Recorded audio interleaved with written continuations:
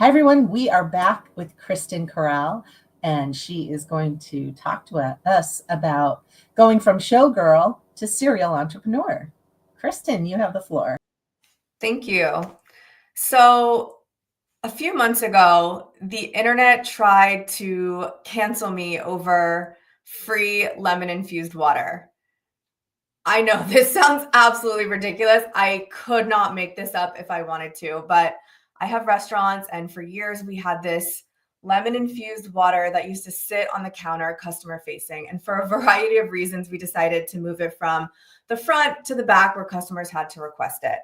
So I went to bed that night and I woke up the next morning and there were hundreds of comments. There were dozens of posts. There were memes that said, give me liberty, give me free lemon infused water, or give me death. I kid you not, this was what was actually happening. So for a minute, I started to panic. And then I was like, okay, what's actually happening? Are these people really my community? Are these the people that are really buying for me? They had created a hashtag Watergate. As you can see here, my full slide's not coming through, so you can't see all the chaotic posts that were on this slide, but you get the idea. So I went to my business partners and I said, listen, guys, this is a small Las Vegas vegans Facebook group. I don't think these are all of our customers. I think these are trolls. So we have to push back. We can't let them cancel us, right? So they agreed. So we worked quick. We created a Watergate special for that weekend. It said, save water, drink margaritas instead. And everyone who bought a margarita that weekend got a free taco. We made t-shirts for the staff that said, give me, keep calm, we still have free water. And we posted all of that back in the same Facebook group saying like, hey, we're in on the joke, right? People went nuts. There was more memes about how great we were, and we completely turned it around. We had one of the busiest weekends we had in months. So why am I telling you this story?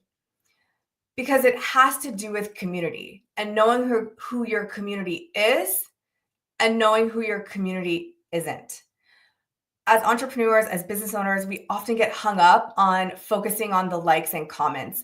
Likes and comments don't pay the bills. Community, not comments, decide your revenue, right? People first, platform second. I'm here to tell you today that your community will always convert for you if you do it right. You do not need a huge marketing team to win. In fact, it's quite the opposite. The more small, the more niche, the more DIY you can be within your business, the more nimble you can be, the faster you can make decisions, you can pivot quickly, where large corporations don't have that luxury. So today I'm talking to small business owners, maybe those who are starting with nothing, who have never marketed a day in their life. I'm talking to small business owners who have been marketing for years, but just feel stuck and don't know how to grow their business. Right now, we're so focused on AI and technology that we're starting to lose the humanity behind our businesses. People want to buy from those they know and love. They want to be able to relate to your business. They want to see themselves in your business. They want to feel like they are part of your brand. So the more that you can do that, the more that you can invite people in and stop shouting at them, you will build a community of ride or die fans that will always support your business through thick and through thin. So today I'm going to give you 3 plays that you can absolutely start immediately that will help you grow your community of ride or die fans in the next 30 days. Now I'm going to give you this as we go, but you don't have to screenshot every screen. I'm going to give it to you at the end with a QR code, so don't panic. But let's talk about the stats. As a rule of thumb, small businesses on average spend 5 to 8% of their total revenue on marketing. So if you're grossing $100,000 a year, that's 5% of your marketing budget, right? So I'm sure many of you are sitting there being like, Kristen, if I had $5,000 to spend on my marketing right now, there's so much I would do. And I get it. $5,000 sounds like a lot of money, but it's not. When you start to factor in platform fees, tech fees, and all of these other things, it goes very, very quickly. And again, Customers want to buy from people they know and love. So how do we make this marketing budget stretch out so that you can do a lot with very, very little? But before we get into the 3 plays, let's go to my favorite slide, the one about me. Everybody loves to talk about themselves, right? But before we start, I am not a guru. I do not have all of the answers. I have some really good information and some really good tried and true things that I've tested over the last 15 years as an entrepreneur, but I do not know everything. I still put myself in rooms with people just like this that have done it before me, that have failed, and who I can learn from every single day. So I encourage you, if you're starting a business, if you're thinking about starting a business and you don't even have a business right now, I encourage you to seek out mentors, find people that have done this before, because you will learn everything from their mistakes. So now the fun part. 15 years ago, I started out as a Las Vegas showgirl. That's me on the left. Yes, I was a showgirl. I worked in some incredible shows across Las Vegas for 10 plus years. I was cut in half by every really good magician and every really bad magician on the Las Vegas Strip. And I ended my career working alongside Holly Madison and Coco in Peep Show at Planet Hollywood. So as I was turning 30, I thought, how am I going to go on now? I really had no idea what was next. I had no plan B. Being a performer was everything I wanted to do, and I had no idea what I was going to do next. But the only thing I cared about was animals. And I'm sure many of you can relate. You don't want to work with other people. You just want to work with animals. So how do I merge these two things? How do I merge starting a new career and loving animals? The other thing I knew was that I'm not good at working for other people. Is that you? Well, that's me. I know that about me. I'm not a great employee. I'm a really good entrepreneur. I'm not a great employee. So how do I create a business out of animals? And I went online and I saw this little course called Animal Massage at UNLV. And I got certified in animal massage and I started this business. And then I realized that there were definitely not enough people in the world or even in Las Vegas to sustain an entire business on animal massage, although there was definitely more than you would think. So I pivoted, right? This was my first pivot. And I opened up this business and I created a full-scale pet care business. I begged every single person I knew in the performance community to let me walk their dogs and pet sit their cats when they were on vacation or they had long work days. And I grew my very first business through community. I sold that business in 2022. It's still in existence today.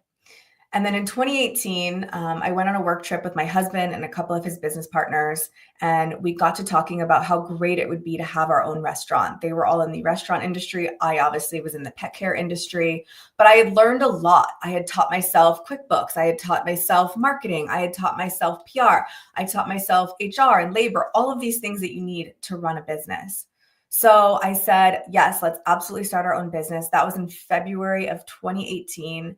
And then by April, we had a lease signed. And by August, we had our very first Tacotarian opened.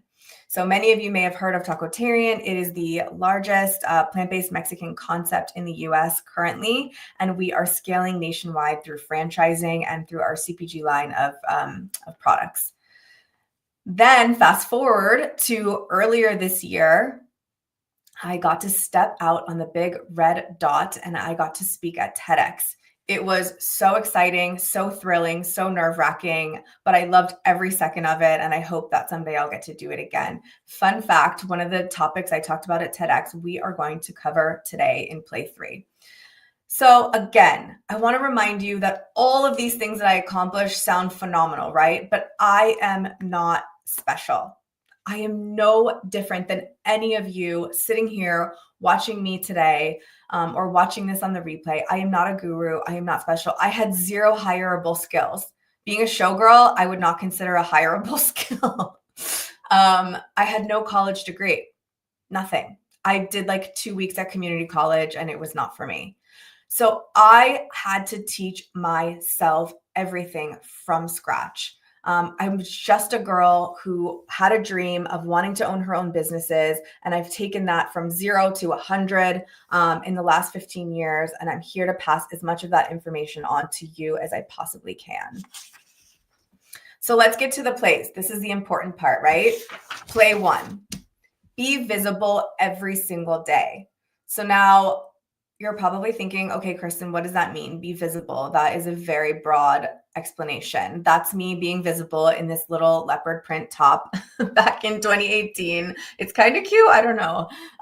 But that was our very first opening of Tacotarian. So when we opened this location, we had no idea how this restaurant was going to be received. It was plant-based. It was Mexican food. Were people even going to like it? So in an effort to be visible and figure out what people were going to like, we invited everyone we knew before we opened our doors. And we said, give us the good, the bad, the ugly. Tell us you hate it. Tell us you love it. What do we do?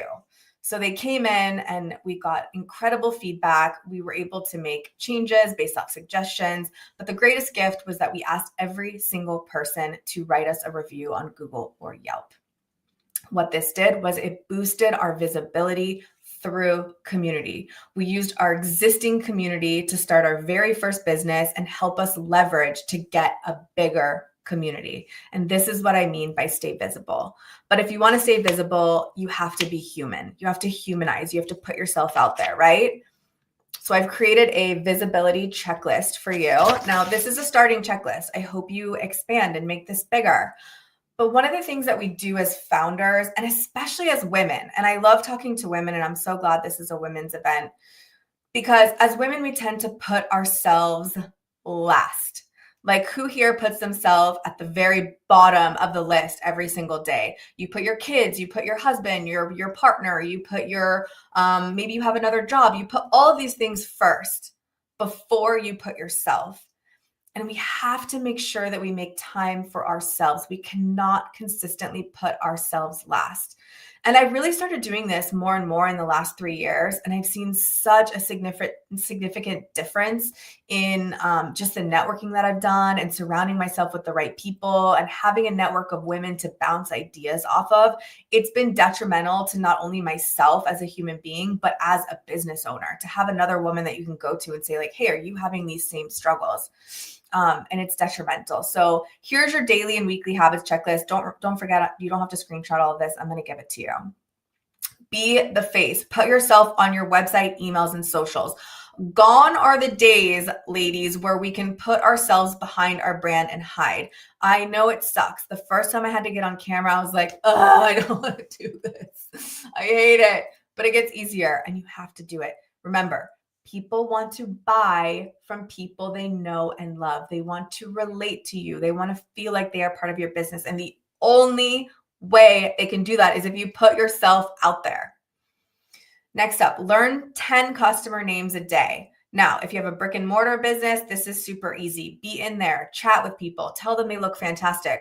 Remember slide 5? That's my favorite slide because it's about me. People want to talk about themselves. That is human nature. So if you capitalize on that and you ask them like, hey, what's your name? I love your glasses today. You look fabulous.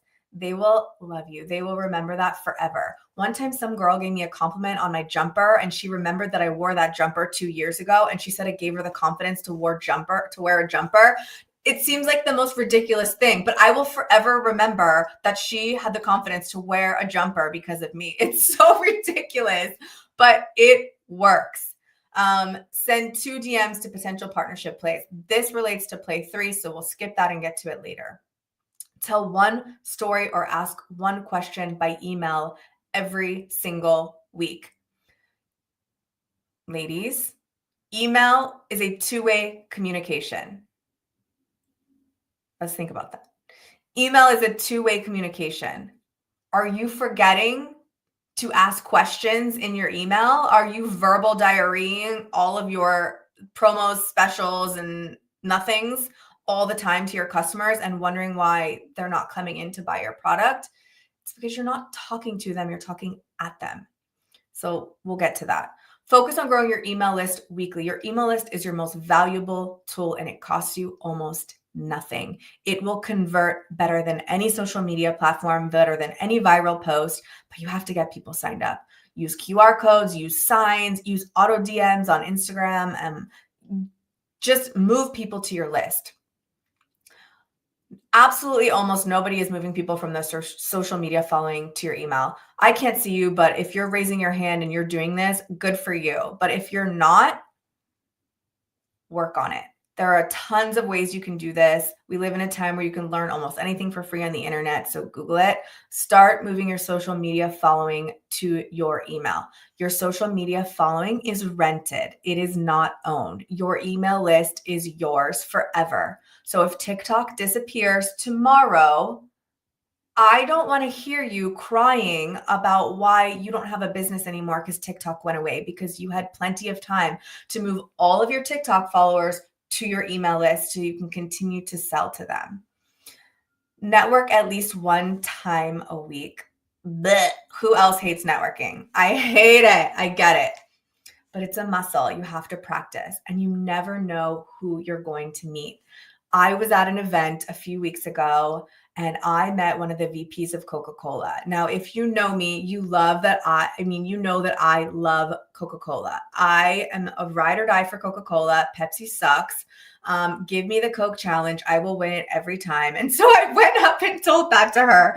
And I said, I will never sell Pepsi at my restaurants. I will always sell Coke. I will die on this hill. And she laughed. And then she asked me, what's your business? What's your restaurant? And then now she is coming in to my restaurant in a few weeks because I went up to her and I introduced myself with a funny story.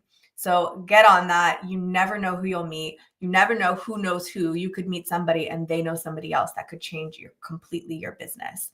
And then I highly encourage you to join a chamber of commerce, a women's group, or something along those lines. If you hate those ideas, join a running group. You like to run, meet people where they are. You never know who you're going to meet.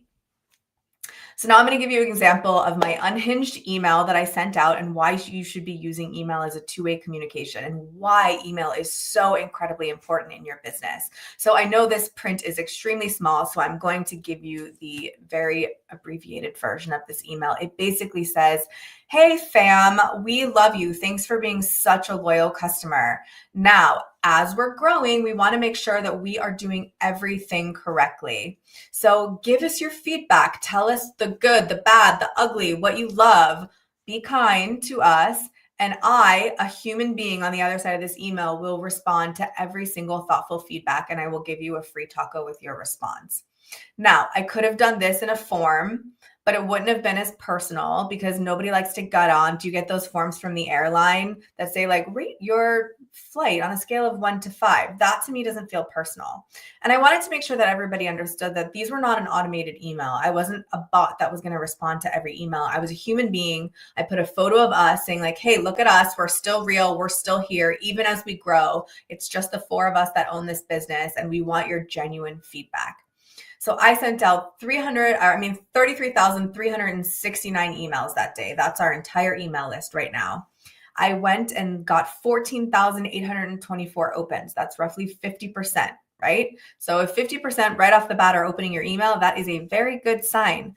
And then from there, at the time that I made this deck, that drove 2,753 visits to one of our locations, which accumulated $73,194.24. We have an email system on our loyalty platform that tracks all of that for us. Klaviyo also does a really good job of tracking that if you have an online store. But who wouldn't want $73,000 extra in their businesses, right? And that's because we look at email as a form of two-way communication. So now let's move on to play 2.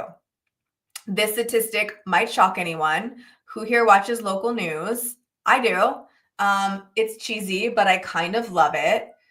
64% of people still watch local news. 64%.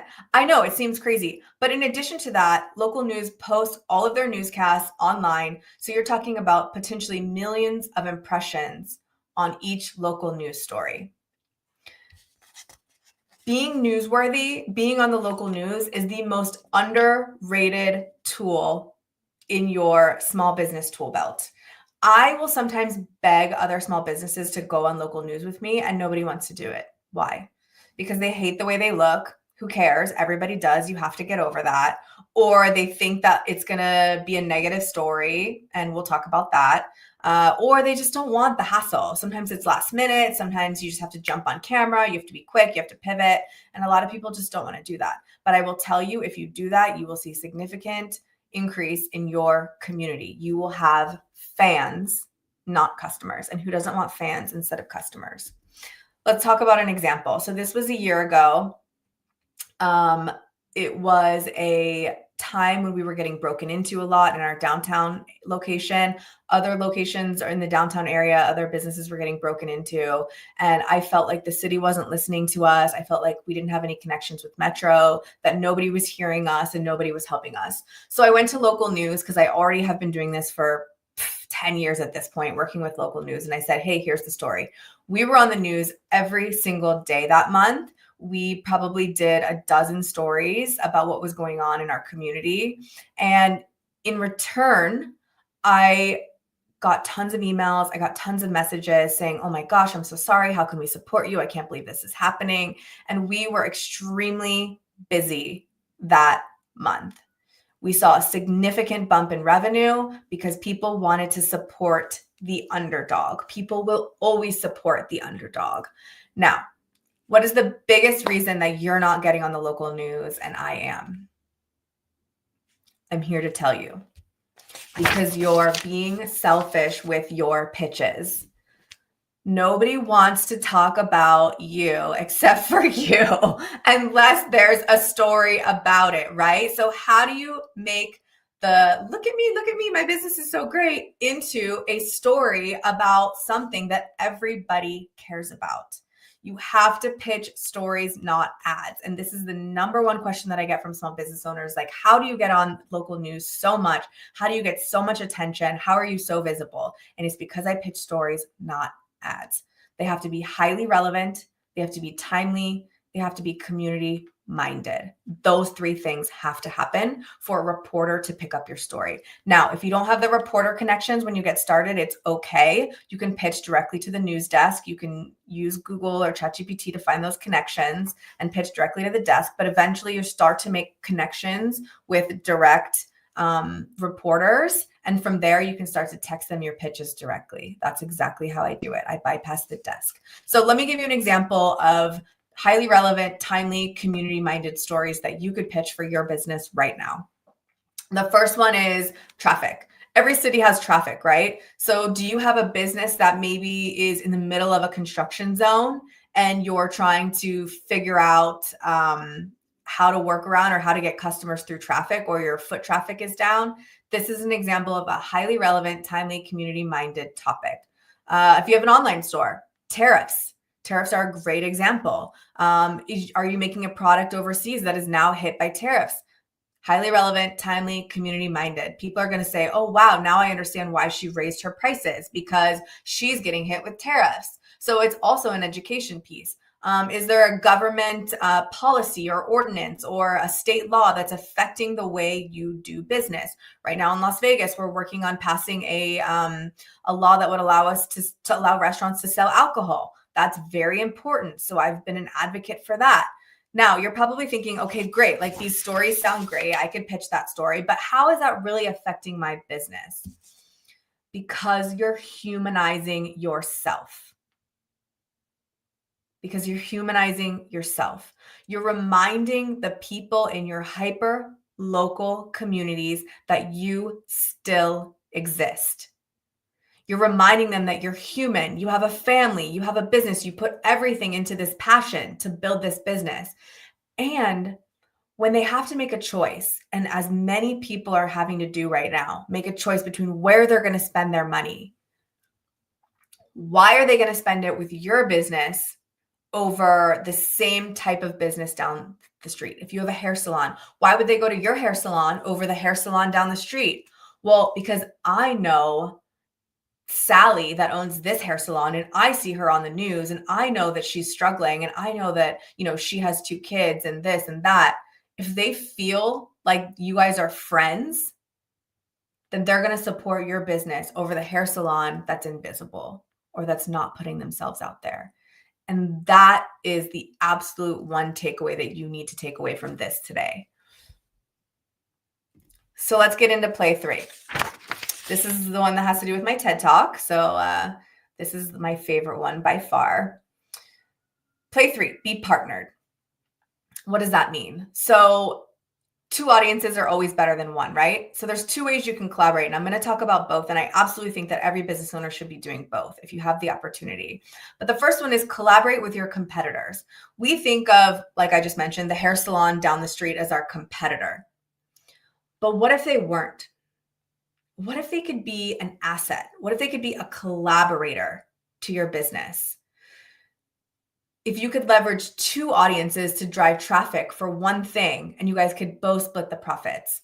I want to give you an example of how we do this oftentimes in our restaurants, but this could be replicated for any kind of business. So we have a restaurant in the downtown Las Vegas area, one of our Tacotarians, and then we are next to this place called Yukon Pizza. I'm obsessed with Yukon Pizza. They have the greatest pizza. They have like a 120-year-old sourdough starter. Don't get me off on a tangent. It's delicious. So I went to them and I said, what if we did a collaboration pizza? We have this birria that we're promoting now for our retail stores that we want everyone to try. And you guys have this incredible pizza. What if we created this birria pizza? You sell it, I'll give you the birria, and then we split the profits. So we set out to tell both of our audiences about this collaboration between Tacotarian and Yukon Pizza. Now, tons of people at Tacotarian had never heard of Yukon Pizza, and tons of people that love Yukon Pizza had never heard of Tacotarian. But now we're both getting this incredible promotion from each other's audience, which costs $0, by the way, to do that. And they made this incredible pizza. It was like a birria pizza with like a chili lime. Oof, so good.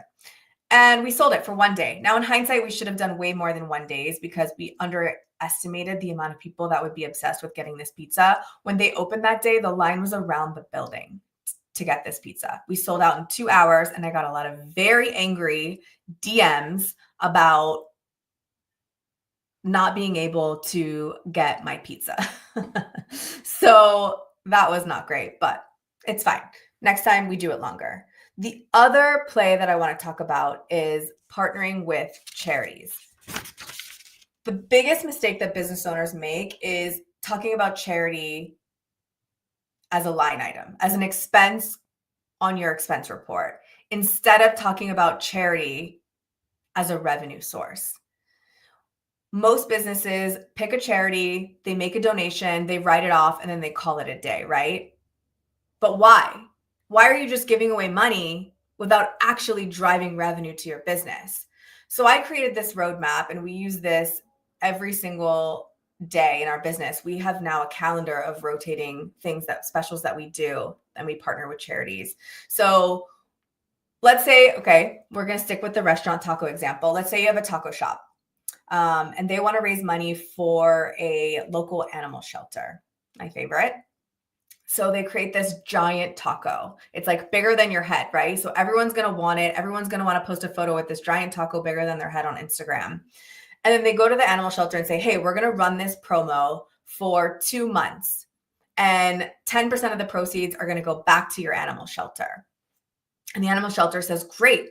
And they set a list of deliverables. And this is the most important part. You have to set the deliverables with the charity.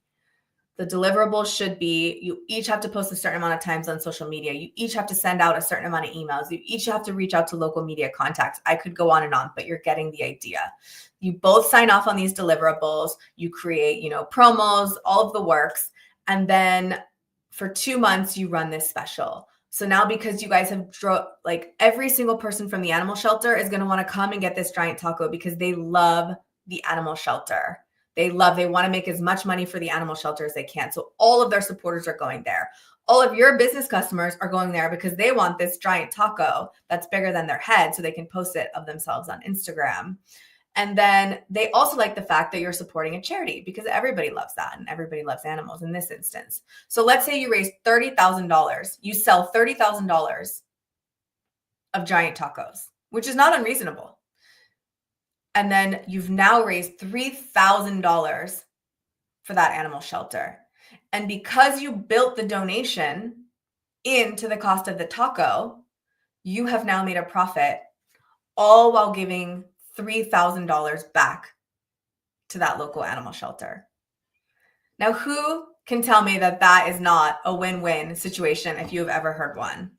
This is the greatest roadmap you will ever use. I highly encourage everyone to do this. And again, you don't have to screenshot. I'm going to give you this entire slide deck at the end of this presentation with my QR code. We have done this over and over again. We often sell $30,000 a month with our highly viral LTOs, limited time offers that we sell. It doesn't have to be food. You could do this with anything. You could do this with a lipstick. You could do this with a hairstyle. There's so many different ways. You just have to find something that people actually want and something of high value to your business. And then you can do this easily. We've donated more than $50,000 to local charities in Las Vegas and San Diego, and we're really proud of this roadmap that we've created. So all of this ties back to people first, platforms second. Now I know what you're thinking. I have no time, I have no money, I have no team. I get it. I started my first company with less than $500. I still, to this day, with multi-million-dollar companies, have a marketing budget of less than $2,000 because most of our business is generated from our community, our loyalty programs, our organic traffic. We are putting so much time into investing into our community. That's why we are able to spend so little on marketing. I have no time. This is the biggest thing that I hear from business owners, and I want to challenge you on this because we get bogged down in the I have to focus on running the business. And we stop to forget that, like, if you're doing the $12 an hour or $15 an hour job in the business, you can't focus on growing the business. For a long time, I did not want to hire any dog walkers because I was like, they're not going to be able to walk the dogs as good as me, which is so ridiculous. Of course they can. Of course they can walk the dogs as good as you. But I didn't want to give up control. But when I did, I immediately scaled. When I gave up control and I hired my first employee, I immediately started to scale. And I scaled to 6 figures in 6 months by applying all of these things and other things to my business and working on the business. So make the time. This could take you 90 minutes a week, 3 hours a week, max. I have no team. That's okay. Being an entrepreneur is hard, but most of these plays are very simple and you can easily execute them yourself using this 30-day community sprint that I'm going to give you. Head to networking events, meet people, create women's groups where you can work on these things together as a team so you don't feel like you're completely alone in the dark. People first, platform second. You do not need more money in 2025 and 2026. You need more community. You need to humanize yourself in a way that reminds people why you're important. If you have a dream, if you have a passion, if you have no college degree, no hireable skills, it doesn't matter. Like I said, we live in a time where you can learn almost anything for free on the internet. And again, I don't know why my slides are not loading correctly, but it doesn't matter because you're going to get all of the slides at the end of this. I'm going to give you the QR code to scan it. So that's why I'm so glad I did that QR code. But anyways, I want to remind you to invest in yourself. And in this time of AI and technology and everyone racing to the digital finish line, we cannot forget that we need human beings to purchase from us. And we need to remind those human beings why they should purchase for us. You know, digital tools are great. They can help us do a lot quickly. But if we use them and we forget to humanize our brand, you will struggle far more than the business next door that is humanizing, that is being transparent, that is being honest about their struggles, that is talking to their community, that is out in their community. So I encourage you, if you took one thing away from my talk today, then it's to be more visible and to put yourself out there. Start small, do this 30-day community sprint and reassess where you're at, set KPIs, track what you're doing, and really, really just remember that nobody can tell your story better than you. You are your greatest asset to your business because no one else is doing it like you. Download my 30-day community sprint to implement these plays in your business right now. Scan this QR code. You can find me on LinkedIn at Kristen Corral. You can find me on Instagram, the Kristen Corral. And again, community is the greatest currency. So please get out there and spend it where you live. Thank you so much.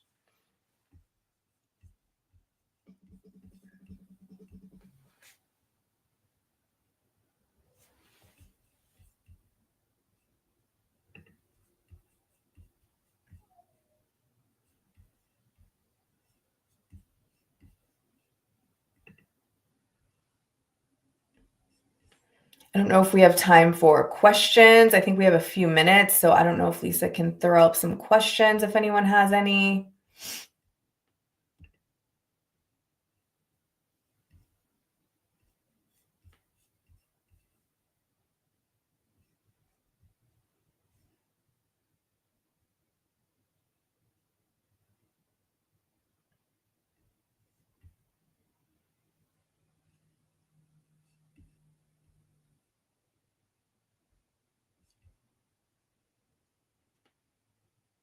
No? Okay.